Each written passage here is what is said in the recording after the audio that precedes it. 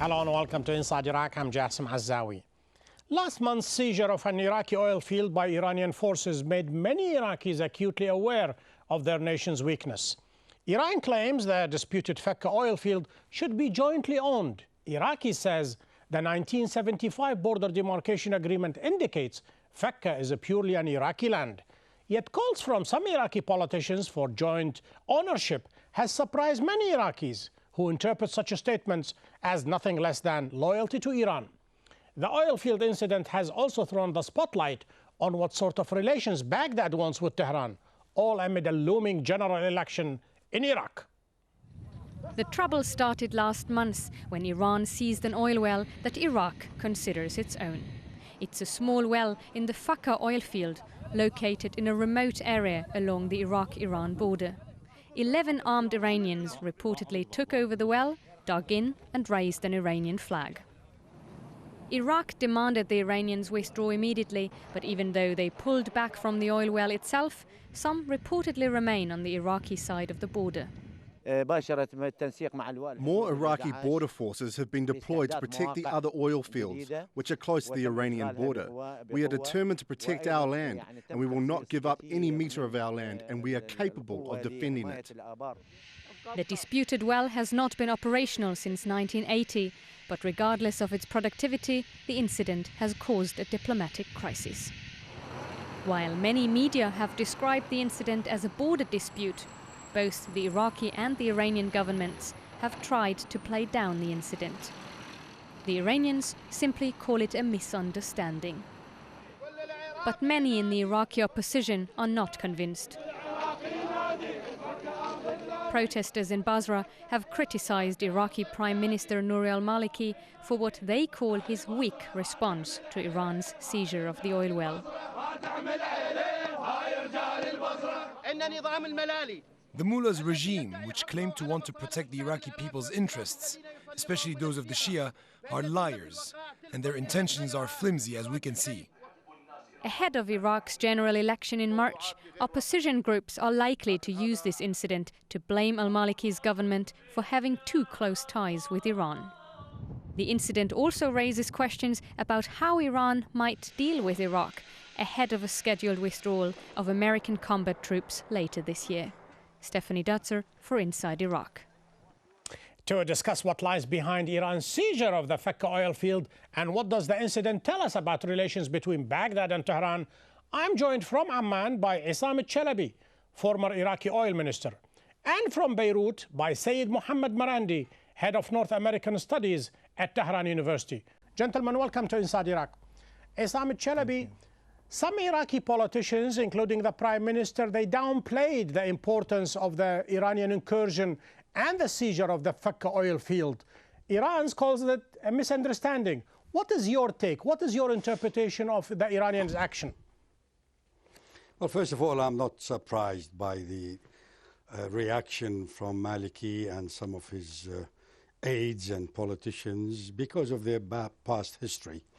And there is a doubt about their loyalty. It's a questionable. They were brought up in Iran, and Iran is like a godfather to them.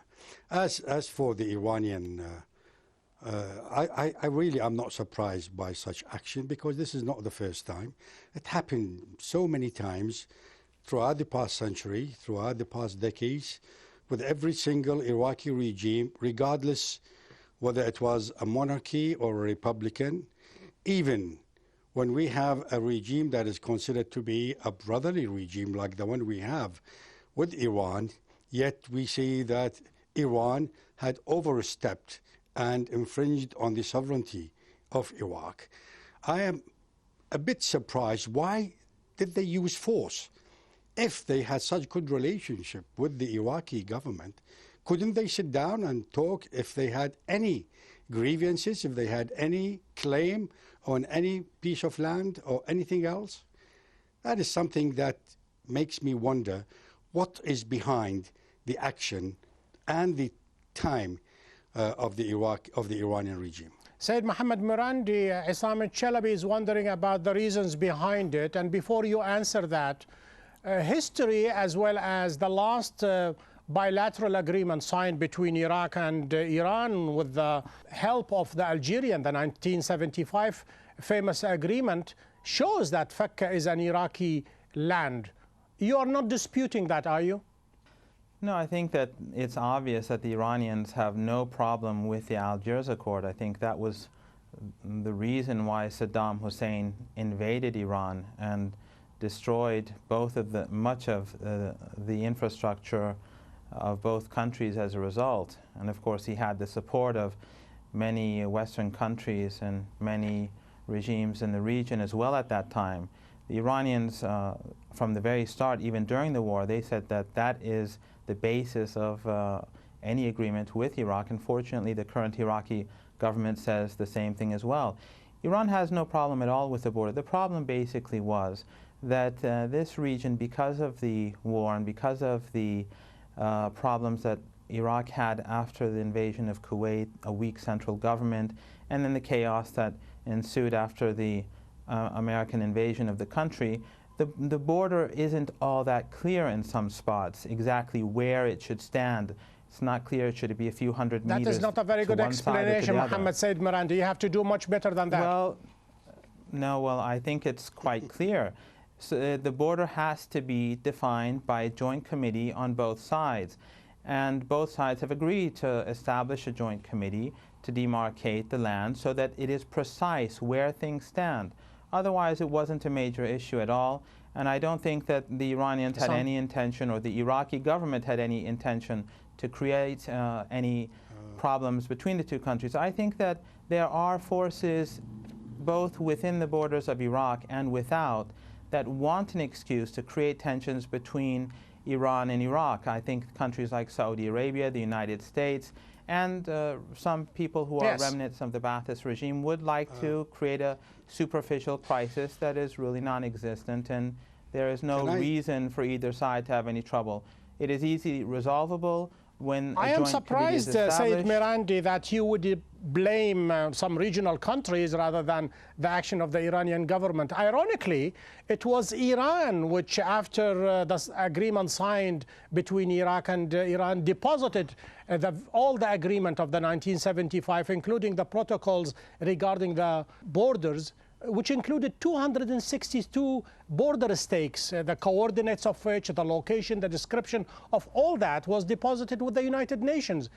So, Isam Chalabi, I'm asking you this time, why doesn't the Iraqi government publish the agreement, at least to show everybody exactly who owns what?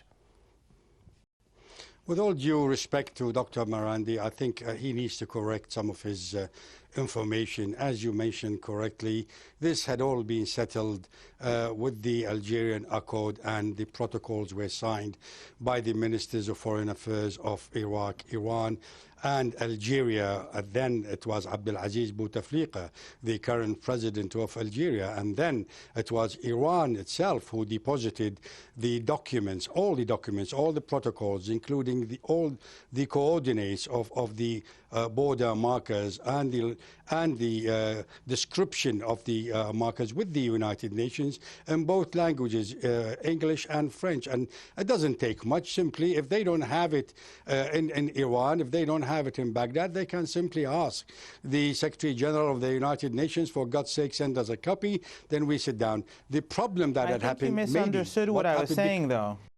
Okay. Can I just finish, please, Dr. Marandi? What happened maybe during the Iraq-Iran war, that some of the markers had been destroyed, and maybe then the border there and there. But then it's not that difficult. You have the maps, we have the coordinates, then simply ask for them and put them back again. Doesn't require that's exactly forces what they were from going anybody. To do. Absolutely. Yeah, but why in the first place? Yeah, why in the first place did Iran enter into Iraqi borders with its forces, regardless whether it is 11, whether it is 1,000 or 1?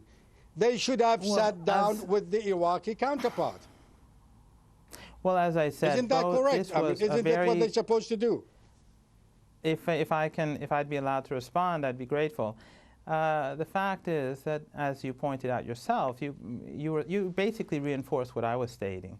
And that is that because of the war and because of the chaos in Iraq after the war, This was a minor issue. Some of these areas are unclear. It's a couple of 100 meters, and local soldiers on both sides are not necessarily they don't get orders from the central command on day-to-day affairs. The issue was resolved, and all the minor issues that exist at the moment because of the war that existed years ago and the chaos in Iraq afterwards will be resolved through the Joint Committee. I beg to differ with you, although you are downplaying the incident to Mohammed Said Marandi. Listen, when soldiers walk across the border and hoist the flag of Iran, it tells you that this is an Iranian territory. And the Iraqis, perhaps out of weakness or out of some sort of self-control, did not resort to force to kick them out. Otherwise, we will have a minor border war between the two countries. Well, Jassim, I think you're playing a game of nationalism here. I don't think a person should get overexcited over these issues. A few soldiers walked on both sides, into a small piece of land that is unclear where the borderline should be. That will be resolved by a joint committee. It's very simple. I don't think anyone should get too upset about that. I think it's important to note that Iran, when Saddam Hussein, his country, the country of Iraq, was invaded when Saddam Hussein was in power, despite the fact that Iran despised Saddam Hussein, Iran was the only country in the region to oppose the American invasion.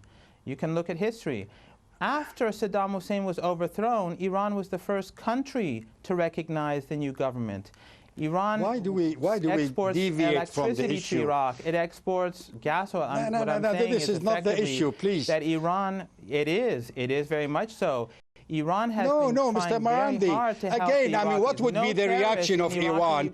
What would be the reaction of Iran if Iraqi soldiers would have gone into the Iranian land? What would be the action of the Iranians? Surely you would. I'm sure the Iranian government would not accept that.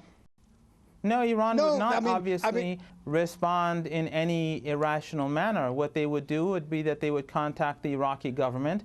The Iraqi government and the Iranian government would decide really probably to set up the joint. This certainly is not really what you used force. You occupied a land, you occupied a well, and then you say, well, let's sit down.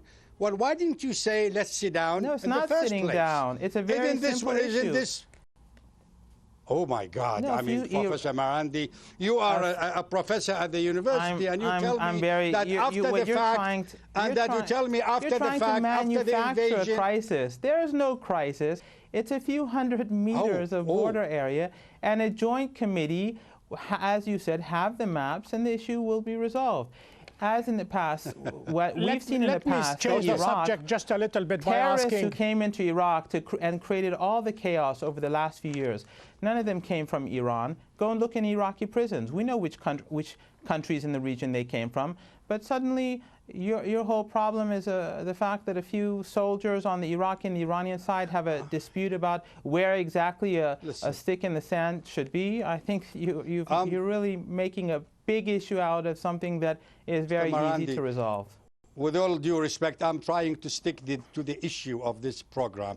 I'm not trying to deviate and talk about other issues. I can talk at length about the intervention of the Iranian regime into Iraqi politics, into Iraqi affairs, and into every single thing politically and economically. But let's keep that aside and let's just talk about this subject. Let me read to you something that has been mentioned by Mehr, the Iranian news agency. This interview that was made by the former Deputy Oil Minister Mohammad Najad Hosseinan, who says that Iran should develop the oil fields it shares with Iraq as a way to obtain reparations for the damage inflicted in Iran on Iran by Saddam Hussein. So this shows very clearly that there is all the intention that Iran had a claim, and then later on he says, he says that there are 20 oil and gas fields that must be developed. Give him a chance to respond.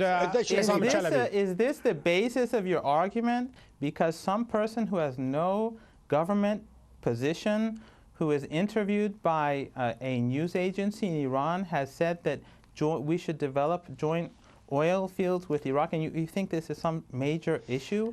someone has spoken to the press and said something? He is, by the way, for the sake of he is the Secretary General of the Asian Parliamentary Assembly.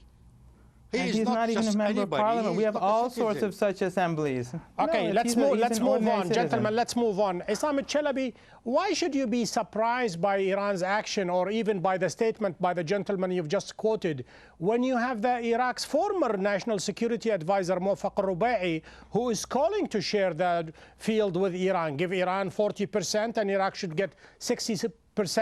What is this? Is this a revealing of the ignorance of what he's talking about? Is this a loyalty to Iran, or this is an electioneering ploy by the man? And there are others who called for the same thing. Well, let me say this. We have a saying in Arabic. We say, "Min bayt al-khallafa."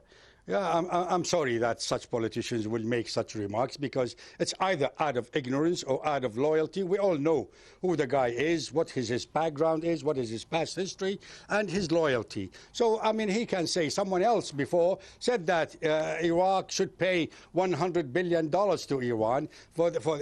People just make these statements. That is not the issue, but you know, Mr. Chalabi, what disappoints me is that you sound a bit like a racist, and that I really would be, what I think is important is that if whatever the borders are, if there are joint oil fields that belong to both Iran and Iraq, they should be developed jointly, in a friendly manner. If they fall within Iraqi territory, they're Iraqi oil fields. If they fall into Iranian territory, they're Iranian oil fields. I did not expect that from you, Mohammed Said Mirandi, by calling my guest a racist. That is not called for. No, that is not even a proper argument. The contempt showed towards Iran, the way he does, is really extraordinary. Saddam Hussein, a monster, an evil monster who launched a war against the Iranian people. I was shot personally. I survived 2 chemical attacks personally. Many thousands, hundreds of thousands of people died in Iran. But the Iranian people today want very much to have peace with Iraq, to develop the region, not only with Iraq, Afghanistan, and to have the whole region integrated, to strengthen the region so that foreign powers cannot misuse any differences. The calamity of the Iran-Iraq war is beyond dispute, and the aching and the pain that brought to Iran and Iraq is even beyond anybody's comprehension. But that is not our subject. Our subject is the incursion and I don't think that has any relevance. The but let me ask Issam al-Chalabi, were you surprised by the lack of response? Hold on just a second. Were you surprised by the lack of response of the Americans? I mean, here is, under international law, the U.S. should be responsible for the sovereignty and the protection of Iraq, and yet they didn't do anything.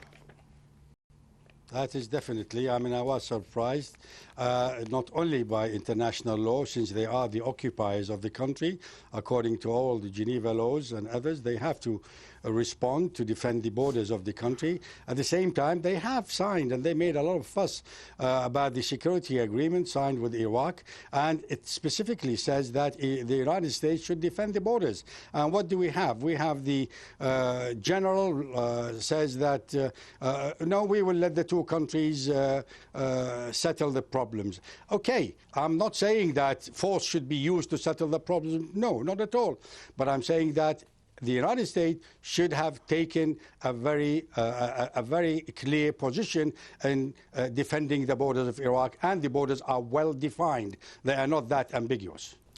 Marandi, the borders are definitely well defined, and that is why the issue is so simple, and that I think you're trying to manufacture some sort of crisis out of nothing. The borders are well defined. A joint committee should and will be established, and the two countries will mark the borders precisely so that no local soldiers on either side will be accused of going into the other country. You're assuming that the Iranians went into Iraq. Others may assume otherwise, and I think the issue can easily be resolved instead of making it such an emotional issue.